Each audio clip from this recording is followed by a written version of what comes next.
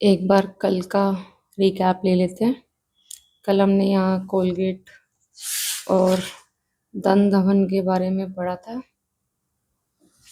कि दांतों को कैसे साफ करना, क्या करना है। अब हम इसके बारे में जानते हैं। दांतों की मजबूती के 3 सिद्धांत। जो हमारे दांत हैं उनके मजबूती के 3 सिद्धांत क्या रहते हैं? दांतों का स्वास्थ्य। दांत क्योंकि एक प्रकार की हड्डी ही है, इसका स्वास्थ्य हमारे आहार पर निर्भर होता है। यदि आप केमिकल युक्त आहार लेते हो तो आपके शरीर की हड्डियों के साथ आपके दांत भी हमेशा स्वस्थ और मजबूत रहेंगे। अतः कैल्शियम युक्त आहार पाना चाहिए, जैसे कि गाय का दूध, विविध प्रकार की दाल, पालक, मेथी, धनिया, बादाम, तिल, रागी व अन्य चीजें। अब है मसूड़ों का स्वास्थ्य। दांतों की मजबूती का दूसरा सबसे महत्वपूर्ण कारक है मसूड़ों की मजबूती। यदि आपके मसूड़े मजबूत होंगे तो वे दांतों को हमेशा जकड़ कर रखेंगे। यदि वे निर्बल हुए तो वज्र के समान मजबूत दांत भी गिर जाएंगे। मसूड़े एक प्रकार की मांसपेशियां मसल्स हैं, अतः इनकी मजबूती भी उनकी कसरत से ही होती है, जो कि दातुन को चबाने से ही हो जाती है। जिसके उपरांत वह मुख के आकार जॉलाइन को भी स्थगित, सिमेट्रिकल और सुडौल बनाती है, जिससे मुख की सुंदरता बढ़ती है। मुंह की स्वच्छता। मुंह में यदि खाने के बाद भोजन के कण दांतों के बीच फंसे रहते हैं तो वे कुछ दिनों के अंदर ही सड़ने लगते हैं, जिससे दांतों में भी सड़न पड़ने लगती है और उसमें सड़े गड्ढे, कैविटी होने लगते हैं, जिसमें और खाना फंसने से और सड़न बढ़ती है। जो कुछ समय में जो कुछ समय में दांतों को खोखला कर देती है, जिससे वे गिर जाते हैं और मसूड़ों की बीमारियां को बढ़ा देते हैं। इसलिए हमें भोजन के तुरंत बाद 4 कुल्ले करने चाहिए और यह ध्यान रखना चाहिए कि दांत में कोई भोजन का कण ना फंसा रहे। यदि कोई जिद्दी कण फंस भी गया तो उसे अधिकतर समय मुंह की लार से कुछ मिनटों में अपने आप फिसल कर या फिर से कुल्ला करने पर निकल ही जाता है।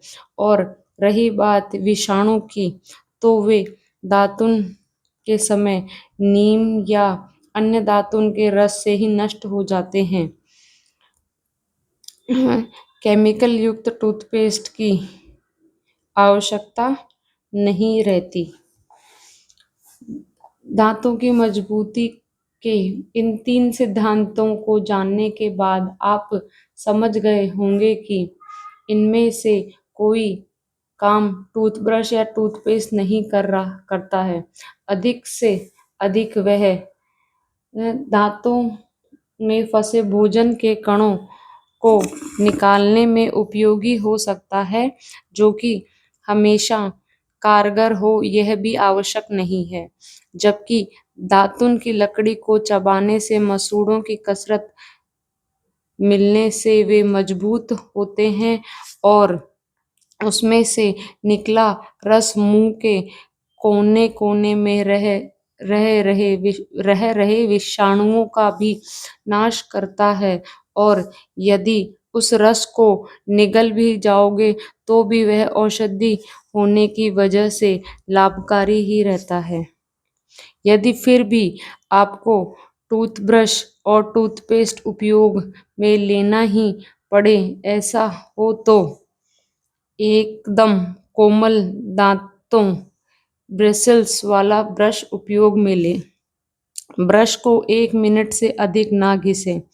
मसूड़ों पर गलती से भी ब्रश ना घिसे, हल्के हल्के से ही ब्रश घिसे। अच्छा सा लोकल आयुर्वेदिक टूथ पेस्ट उपयोग में लें। परिवार में सबके टूथब्रश अलग अलग रखें। प्रयास करें उन्हें बाथरूम में खुला ना रखें। अब अच्छे से दंत धवन करने के पश्चात तुरंत ही करेंगे जीवा निर्लेखन खणम, मतलब जीभ साफ करना एक तरीके से, जो कि 2 मिनट में हो जाएगा साफ। उसके क्या हैं तरीके? मुंह की अधिकतर गंदगी और दुर्गंध जीवा पर ही जमी होती है, न कि दांतों पर। इसलिए सिर्फ दांतों को साफ करना और जीवा को ऐसे ही छोड़ देना मूर्खता है। पाश्चात्य देशों में अज्ञान की वजह से सब टूथब्रश से अपनी जीभ को साफ करते हैं, जो कि कभी नहीं करना चाहिए। दंत धावन के पश्चात जीवा की सफाई के लिए दातुन को बीच से लंब स्वरूप आधा कर उससे जीभ पर शांति से कुरेदना चाहिए, या फिर लोहे, तांबे या चांदी से बनी जिभी टंग क्लीनर से सफाई करनी चाहिए। और फिर उसके बाद करना चाहिए कवल गंडूस। 3 मिनट लगते हैं। तो इसमें एक चीज सबसे सही लगी कि जैसे आप कोई नीम का दातुन या किसी बबूल का दातुन करते हो, उसी को बीच में से तोड़ के आधा कर लो और उसी की जीवा बना लो, तो उससे आपका जीभ के अंदर वो रस भी चल जाएगा और जीभ भी साफ हो जाएगी। कितना सही लिखा है ना, ये यही लिखा है ना इसमें, दातुन के बीच के लंब स्वरूप आधा कर, मतलब उस दातुन को ही तोड़ के उसको बीच में से ऐसे मोड़ के अच्छा से कर लो तो ठीक हो जाएगा। तो अब ये क्या है, भारतीयों की यह पुरानी आदत जो आज अधिकतर भारतीय भूल गए हैं, अभी मॉडर्न समय में ऑयल ऑयल पुलिंग के नाम से पुनः प्रचलित हो रही है। ठीक है, पहले हमारे इसके जो पूर्वज थे हमारे भारत देश के, वो कोयले गंडूस कहते थे, गंडूस, जिसको आजकल मॉडर्न साइंस में ऑयल पुलिंग के नाम से जाना जाता है। क्या है कोयले गंडूस? कवल अर्थात कुल्ला, कवल सॉरी मैंने गलत पढ़ दिया था। कवल अर्थात कुल्ला करना और गंडूस अर्थात द्रव्य मुंह में भरकर, हालांकि मुंह में भरकर रखना। हालांकि आजकल के समय में हम मात्र जल से कुल्ला करते हैं, वे भी अधिक से अधिक कुछ सेकंड के लिए, जो कि पर्याप्त नहीं होता है। कवल गंडूस के फायदे: दांतों में शरण और सड़न नहीं होने देता। मतलब शरण मतलब कोई खाना दांत में फंस गया है तो कवल गंडूस मतलब ऑयल पुलिंग करने से वो अपनी जगह छोड़ देता है, जिससे हमारे दांतों में सड़न नहीं होती है। दांतों की जड़ें गहरी बनती हैं, मुंह से दुर्गंध मिटता है, चेहरे पर ढीलापन हटता है, आवाज गहरी बनती है, मसूड़ों से खून रोकता है, जबड़े मजबूत बनाता है, होठ, मुंह और गले को सूखने नहीं देता, होठ नहीं फटने देता, गर्दन, शीर्ष, कान और आंखों की बीमारियां मिटाता है, लार और अन्य ग्रंथियों में से टॉक्सिन निकालकर बैक्टीरिया हटाता है, स्वाद संवेदना बढ़ाता है, जिससे हर भोजन में स्वाद बढ़ता है, दांतों का दर्द और झंझनाहट हटाता है, दांत सख्त से सख्त खाने को भी चबा सकते हैं। मतलब कितना इम्पोर्टेंट है ये, जो हम करते ही नहीं है।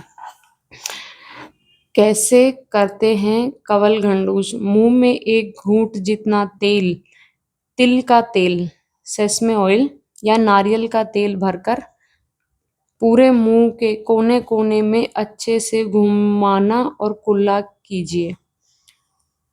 कुछ समय तक कुल्ला करने के बाद जब द्रव्य पतला होकर सफेद हो जाए तब उसे बाहर थूक दे। यह बहुत कवल जो कि प्रतिदिन करना चाहिए। यह हुआ कवल मतलब ये कुल्ला हुआ जो कि हमें डेली करना चाहिए ब्रश करने के बाद में। तो ये हुआ कवल और ये गंडूश। Fill and hold. कवल का मतलब होता है स्विश करना। स्विश का मतलब क्या होता है? ऐसे मुंह में रख के पानी को जैसे अपन कुल्ला करते हैं ना नॉर्मली, ऐसे करके पूरे मुंह में। और गंडूश मतलब क्या होता है? मुंह में रखना ही है लेकिन कुछ कुल्ला उल्ला नहीं करना है, उसको मुंह में रखना है बस। अगर मुंह जल गया हो, छाले पड़े हों या कोई घाव हुआ हो तो उस समय तिल के तेल की जगह घी और दूध के मिश्रण से गंडूश करने से या फिर मधु हनी को मात्र मुंह में भर के रखने से अत्यंत लाभ मिलता है। कबल प्रतिदिन 1 से 3 मिनट तो करना ही चाहिए। गंडूस सप्ताह में कम से कम एक बार 10 से 15 मिनट करना चाहिए। यदि यह क्रिया तो 100 वर्ष की उम्र में भी आपके दांत मजबूत और चमकीले होंगे, इसकी गारंटी हम देते हैं। अ, मतलब अगर आप नहीं करते आए हैं जैसा कि मैं तो करती हूँ, स्टार्ट में क्या होता है, स्टार्टिंग में करते करते टाइम मुंह दर्द होने लग जाता है। तो आपको ऐसा नहीं है कि इसको लगातार इसने कह दिया है 1 to 3 मिनट्स के लिए तो कंटिन्यू करना है। मुंह में नारियल का तेल या तिल का तेल जो भी आपके घर में हो उसको लेके कुछ 20 सेकंड 30 सेकंड से शुरुआत करें। धीरे धीरे वो चीज़ होगी और ज़्यादा से ज़्यादा 1-2 मिनट कंटिन्यू करें। तो मुंह में करने के बाद में क्या होता है, तेल तो उड़ जाता है और नॉर्मल पानी जैसा लगता है और उसमें झाग आ जाते हैं, है ना? उसको थूकोगे तब आपको दिखेगा तो ये झाग और पानी है, तेल तो रहा ही नहीं इस चीज़ में।